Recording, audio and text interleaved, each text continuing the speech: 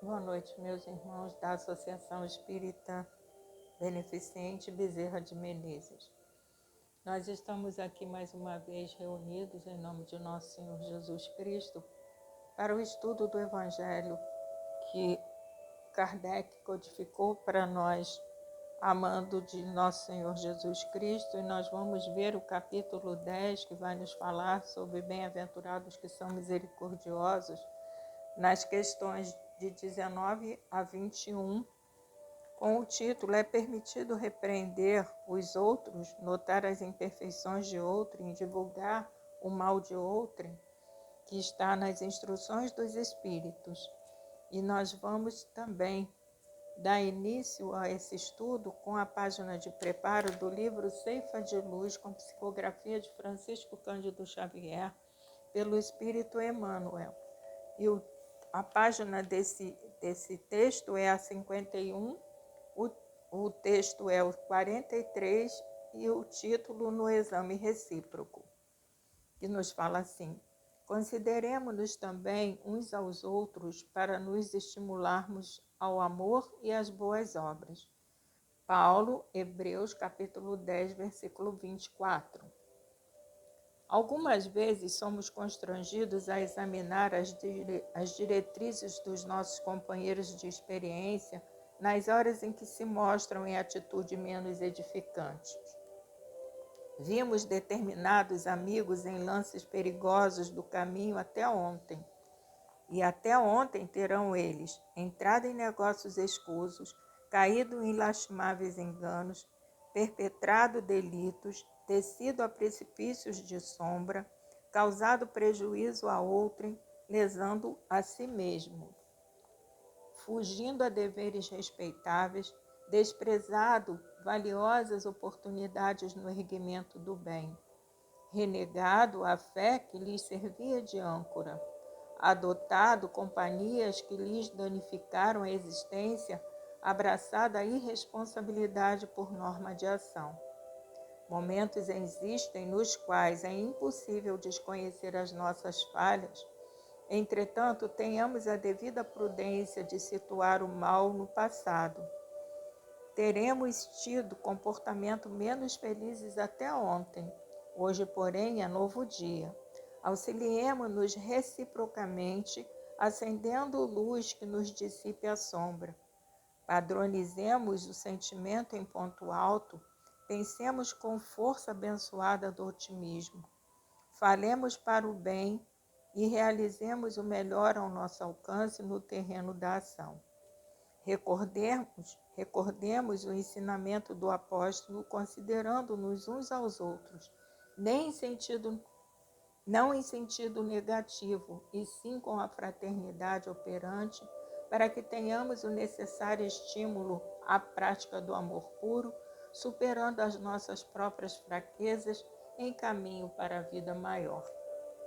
Então, nós vamos agora elevar os nossos pensamentos a Deus, agradecendo por essa oportunidade de trabalho que nos foi proposta, para que nós consigamos, Senhor, através desse estudo, analisarmos também o nosso comportamento diante das situações que nos são apresentadas.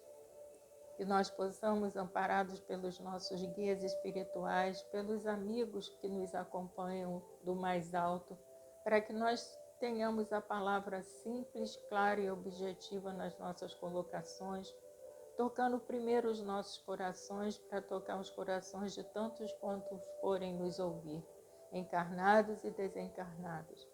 E assim, Senhor, pedindo também por toda a humanidade, para que todos possam ter a fé e a confiança num dia, num futuro melhor. Que tudo vai passar, que tudo isso vai passar. Basta que nós possamos ter os nossos pensamentos elevados, que oremos uns pelos outros, para que nós consigamos nos fortalecer diante das adversidades da vida. Pedimos também, Senhor, para que permaneça conosco em todos os momentos da nossa vida, hoje, agora e sempre. Que assim possa ser. Graças a Deus. Obrigada, meu Deus. Então, nós vamos dar início ao nosso estudo apresentando as perguntas que foram feitas por Kardec ao Espírito. E a primeira é a 19, que fala assim: ninguém sendo perfeito, seguir-se-á que ninguém tem o direito de repreender o seu próximo? Aí é São Luís quem responde essas perguntas. São Luís colocou assim: certamente que não é essa a conclusão a tirar-se, porquanto cada um de vós deve trabalhar pelo progresso de todos, e, sobretudo, daqueles cuja tutela vos foi confiada. Então, aqui São Luís já nos apresenta que devemos realmente olhar um pelos outros, né? Vendo que o outro está equivocado, que a gente possa auxiliá-lo, mas sem alarde, sem querer que todos fiquem sabendo. Façamos isso intimamente, para que nós realmente façamos o que é certo, é o auxílio ao nosso próximo, e não denegrir a imagem dele diante de uma sociedade. A não ser que as atitudes que ele esteja tomando seja prejudicial a outrem também, né? A um grupo maior. Mas quando o prejuízo é unicamente dele e ele não está prejudicando ninguém, que nós possamos fazer isso digamos assim, com simplicidade, sem arrogância, conversando, tendo um diálogo fraterno com esse irmão, fazendo com que ele possa abrir os olhos dele e veja o quanto ele está equivocado nas suas atitudes, mas sem querer humilhá-lo, sem prejudicá-lo diante de outras pessoas, a não ser que as atitudes dele venham a prejudicar a mais pessoas. Aí sim a gente tem que tomar uma nova atitude, temos que fazer uma nova ação diante desse equívoco do nosso irmão. Então ele fala: mas por isso mesmo deveis fazê-lo com moderação, para um fim útil, e não, como as mais das vezes, pelo prazer de denegrir, que é o que eu falei antes, não pelo prazer de humilhar, de denegrir aquele irmão diante de uma sociedade toda. Nós não temos necessidade de fazer isso, porque eu aprendi que aquilo que vai me envergonhar, né, aquilo que vai me prejudicar, eu não quero que prejudique o nosso próximo. Ou seja, quem tem vergonha não envergonha ninguém.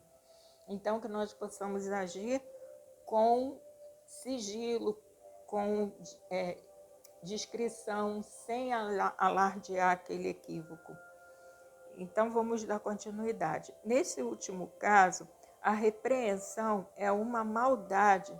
No primeiro, é um dever que a caridade manda seja cumprido com todo o cuidado, sempre tomando cuidado da gente não alardear aos quatro ventos aquilo que o irmão está cometendo.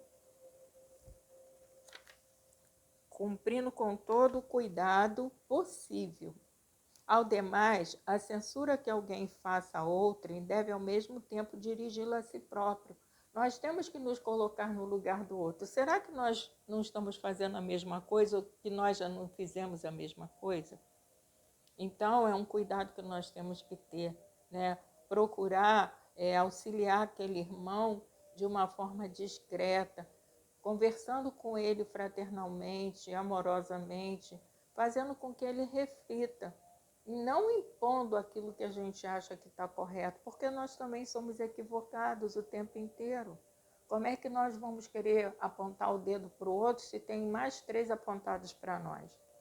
Então, é uma coisa que nós temos que refletir muito. O irmão está cometendo um equívoco, conversemos com ele em particular, para alertá-lo, para mostrar a ele o caminho correto, porque às vezes ele pode estar equivocado, ele não está se lembrando disso.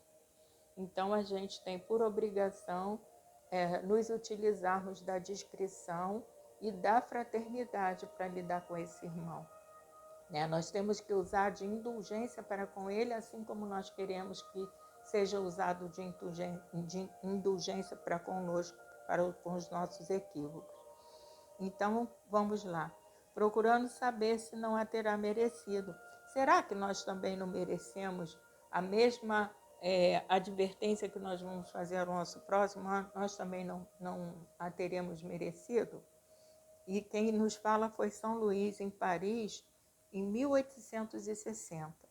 No item 20, Kardec perguntou a São Luís: será repreensível notarem-se as imperfeições dos outros, quando daí nenhum proveito possa resultar para eles, uma vez que não sejam divulgadas? Aí São Luís respondeu: tudo depende da intenção. A nossa intenção é ajudar ou a nossa intenção é prejudicar? É denegrir a imagem daquele irmão? Nós temos que pensar nisso.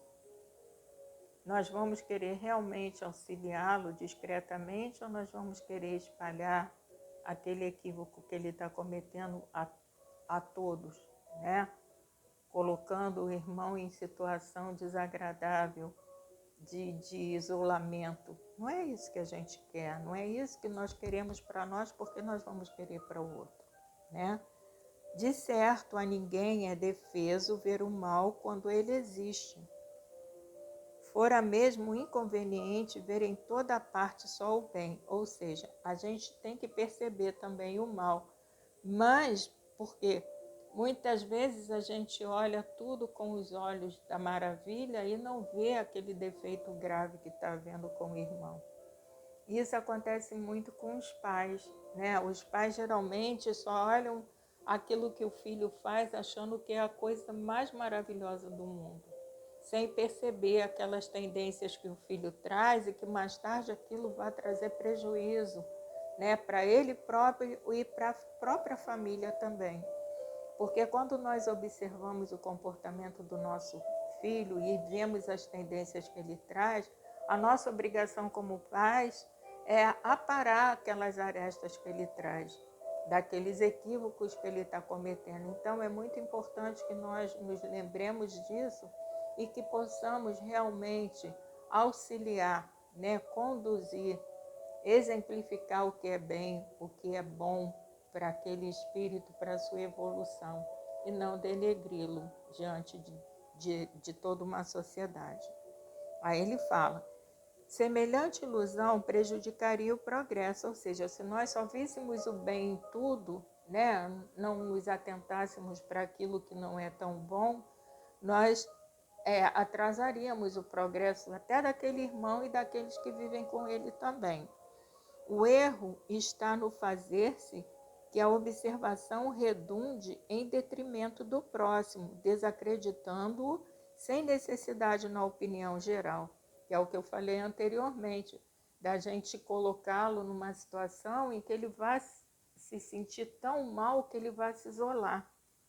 E a gente tem que usar de toda a nossa indulgência, de todo o nosso carinho, para fazer com que aquele irmão reflita, mas que ele prossiga junto de nós, né? Para que ele possa conviver num lugar salutar, num ambiente salutar, onde ele possa perceber o erro que ele estava cometendo anteriormente e não espalhando aquela situação crítica que ele estava vivenciando antes para todos, para que ele se sinta mal, que sejam apontados os dedos para ele e ele tenha que se afastar, que ele não consiga mais conviver naquele meio, né? Porque ele vai se sentir isolado de qualquer forma, porque todos vão apontar o dedo para ele. Então, dando continuação. Igualmente repreensível seria fazê-lo alguém apenas para dar expansão a um sentimento de malevolência e de satisfação de apanhar os outros em falta.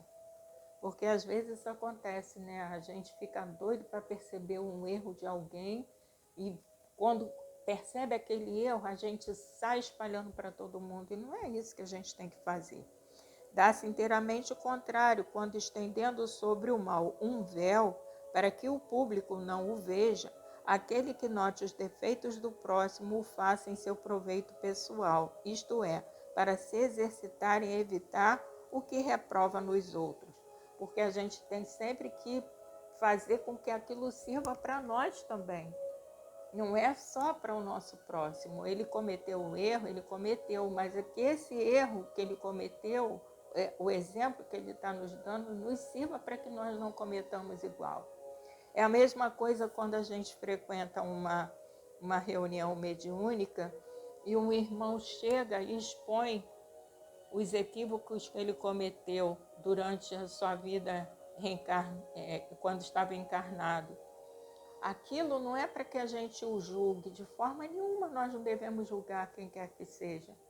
Porque da mesma maneira que nós julgarmos, nós seremos julgados também. Nós temos que nos lembrar disso. Mas sim, para que nós não cometamos o mesmo erro que ele cometeu.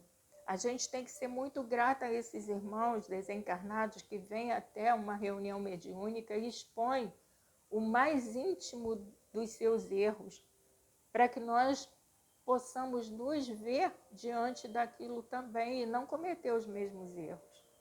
Ele está expondo a intimidade dele, não para que nós o julguemos ou saiamos comentando, porque é a mesma coisa de um atendimento fraterno. A gente vai ouvir o que o irmão está falando, mas a gente não vai sair divulgando aquilo que ele falou, porque é uma coisa íntima. Nós estamos ali emprestando o nosso ouvido a esse irmão para que ele possa desabafar da dor dele. E através da dor dele a gente se vê também. Porque hoje talvez a gente não tenha cometido o mesmo erro, mas quem sabe no passado nós não fizemos a mesma coisa ou até pior do que esse irmão. Então nós temos que nos colocar sempre no lugar do outro, auxiliar sem julgar, usando de indulgência, né? de perdão, de benevolência para com aquele irmão, porque ele está nos prestando um favor, mostrando aquilo que ele cometeu de errado. Então, dando continuidade, essa observação, em suma, não é proveitosa ao moralista? Como pintaria ele os defeitos humanos se não estudasse os modelos, né? São Luís nos fala isso em Paris, 1860. Então, que nós tiremos proveito daquilo que a gente está reparando de errado nos outros, para que nós não façamos igual. E que nós não saiamos espalhando aquilo, que conversemos com o nosso irmão em particular, para que talvez ele não possa refletir em cima daquilo que ele está fazendo. Porque, de repente, para ele está correto, né? Mas aí a gente que já conseguiu enxergar um pouquinho mais à frente, a gente sabe que aquilo é errado. Então, conversemos com esse irmão em particular, para que ele possa refletir e ser auxiliado a mudar de atitude. Na questão 21, Kardec perguntou: haverá casos em que convenha se desvende o mal de outrem? É uma pergunta, né, que a gente tem que pensar. Esse mal que esse irmão está cometendo está só prejudicando a ele ou vai prejudicar mais pessoas? Se vai prejudicar mais pessoas, nós temos que tomar uma outra atitude, porque senão nós vamos estar sendo coniventes com o erro daquele irmão. Nós vamos estar acoitando aquilo que ele faz de errado, sabendo que ele vai prejudicar outras pessoas. E a gente não pode fazer isso, né? Não é o que Jesus nos ensinou, não é o que os Espíritos nos trouxeram, e a gente tem que andar de acordo com o roteiro do Evangelho, de acordo com o que o Livro dos Espíritos nos coloca. Então, pensemos bem, analisemos os fatos para que nós possamos tomar também a atitude correta. Peçamos aos nossos guias espirituais, né? E aqueles espíritos que nos acompanham sempre, para que nós acertemos em vez de errar. Porque às vezes a gente vai tomar uma atitude e vai prejudicar muito aquele irmão, né? E nós possamos nos arrepender depois. Porque às vezes com uma conversa esse irmão já vai mudar a atitude dele, já vai refletir de forma diferente, já vai agir de forma diferente, e a gente alardeou para todo mundo o equívoco que ele cometia, o que ele cometeu. Então a gente tem que pensar e analisar muito bem antes de nós colocarmos isso, para que todos saibam. Porque aí nós estamos até colaborando para aquele irmão, às vezes, tomar até uma atitude pior, né? Por exemplo, de tão envergonhado que ele ficar, tomar uma atitude radical, cometer algo contra a sua vida, né? E a nossa consciência vai ficar como muito pesada. Então a gente tem que pensar muito, analisar muito antes de tomarmos qualquer tipo de atitude, né? Pedindo o auxílio da espiritualidade para saber como é que nós vamos agir diante disso. Então, a resposta de São Luís é a seguinte: é muito delicada essa questão e para resolvê-la necessário se torna apelar para a caridade bem compreendida. Se as imperfeições de uma pessoa só a ela prejudicam, nenhuma utilidade haverá nunca em divulgá-la. Se, porém, podem acarretar prejuízos a terceiros, deve-se atender de preferência ao interesse do maior número. Segundo as circunstâncias, desmascarar a hipocrisia e a mentira podem constituir um dever, pois mais vale caia um homem do que virem muitos a ser suas vítimas. Em tal caso, deve-se pesar a soma das vantagens e dos inconvenientes, que foi o que eu falei. A gente tem que pensar muito antes de agir. Nós não devemos agir impensadamente, porque a gente sabe que aquilo pode até trazer uma consequência muito séria para aquele irmão. E para encerrar o nosso estudo, nós vamos ler do livro Jesus no Lar, com psicografia de Francisco Cândido Xavier pelo espírito Neio Lúcio. A página é a 191, o texto é o 45 e o título o imperativo da ação. Então começa assim: explanavam os aprendizes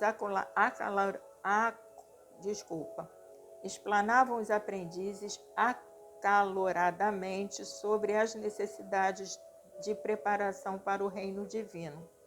Filipe, circunspecto, salientava o impositivo da meditação. Tiago, mais velho, opinava pelo retiro espiritual. Os discípulos do movimento renovador, a seu ver, deviam isolar-se em zona inacessível ao pecado. João optava pela adoração constante, chegando ao extremo de sugerir o abandono das atividades profissionais por parte de cada um, a fim de poderem entoar hosanas contínuos ao Pai Altíssimo. Bartolomeu destacava a necessidade do jejum incessante com a abstenção de todo contato com as pessoas impuras. Chamada à manifestação direta pela palavra indagadora de Simão, Jesus perguntou nominalmente: Pedro, qual é a água que desprende miasmas pestilenciais? Sem dúvida, respondeu o apóstolo intrigado, é a água estagnada, sem proveito. Sorridente, dirigiu-se ao filho de Alfeu, indagando: Tiago, qual é o peixe que flutua inerte na onda? É o peixe morto, Senhor, redagorgiu o discípulo desapontado. Bartolomeu, qual é a terra que se enche de matagais daninhos à plantação útil? O interpelado pensou e esclareceu. Indiscutivelmente, é a terra boa desprezada, porque o solo empedrado é áspero, é quase sempre estéril. O mestre, evidenciando sincera satisfação, concentrou a atenção em Tadeu e inquiriu: Tadeu, qual é a túnica que se converte em ninho da traça destruidora? É a túnica não usada. Endereçando expressivo gesto a Judas, interrogou: que acontece ao talento sepultado? Perde-se por inútil, Senhor. Logo após, assinalou com o olhar um dos filhos de Zebedeu e falou mais incisivo: Tiago, onde se acoitam as serpentes e os lobos?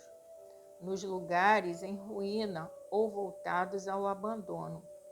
André, disse o Cristo, fixando o irmão de Pedro, Qual é, em verdade, a função do fermento? Mestre, a missão do fermento é dar vida ao pão. Em seguida, pousando nos companheiros o olhar penetrante e doce, acrescentou bem-humorado: o templo está repleto de adoradores e a miséria rodeia Jerusalém. Se a luz não serve para expulsar as trevas, se o pão não deve fugir ao faminto e se o remédio precisa distanciar-se do enfermo, onde encontraremos proveitos no trabalho a que nos propomos? O reino divino guarda o imperativo da ação por ordem fundamental. Sigamos para diante, propaguemos a verdade salvadora através dos pensamentos, das palavras, das obras e das nossas próprias vidas. O todo sábio criou a semente para produzir como um infinito. Desce do alto a claridade do sol, cada dia para extinguir as sombras da terra. Não é outro o ministério da Boa Nova. Amar servindo é venerar o Pai. Acima de todas as coisas, o servir servir amando e amparar o próximo como a nós mesmos. Pautar-se por essas normas em nosso movimento de redenção é praticar toda a lei. Então, toda a lei divina está em nos auxiliarmos mutuamente. Então, quando nós repararmos que alguém está cometendo algum equívoco, que nós possamos auxiliá-lo de maneira fraternal e amorosa, sem divulgarmos a outrem o erro do nosso irmão, que não tem essa necessidade. A não ser que ele esteja prejudicando a mais pessoas, esse é o nosso comportamento, aí seria a nossa obrigação. Então, como nós sabemos, as leis morais estão escritas na nossa consciência, as leis divinas. Basta que nós as sigamos para que nós tenhamos uma vida mais luminosa e iluminemos a vida do nosso próximo também. Então, nesse momento, nós vamos elevar os nossos pensamentos a Deus, agradecendo por essa oportunidade maravilhosa de trabalho, que eu possa ter alcançado, Senhor, o objetivo da oportunidade recebida. Que todos aqueles que ouvirem essas palavras possam refletir no auxílio ao seu próximo e no auxílio a si mesmo. E assim, Senhor Jesus, agradecidos estamos por essa oportunidade, mas pedimos, Senhor, olhe por cada um dos seus irmãos. Olhe por todos aqueles que se encontram em sofrimento no momento. Que Maria Santíssima, com seu imenso amor, possa tocar os corações dos nossos irmãos que ainda se encontram adormecidos no mal, para que eles tenham a mesma oportunidade que nós estamos tendo de evoluir, Senhor. E pedimos mais uma vez para que permaneça conosco hoje, agora e sempre, que assim possa ser. Graças a Deus. Obrigada, meu Deus. Obrigada aos irmãos que aqui estiveram comigo. Que todos possam ter uma boa noite e uma excelente semana, com a graça de Deus. Que assim possa ser. Graças a Deus.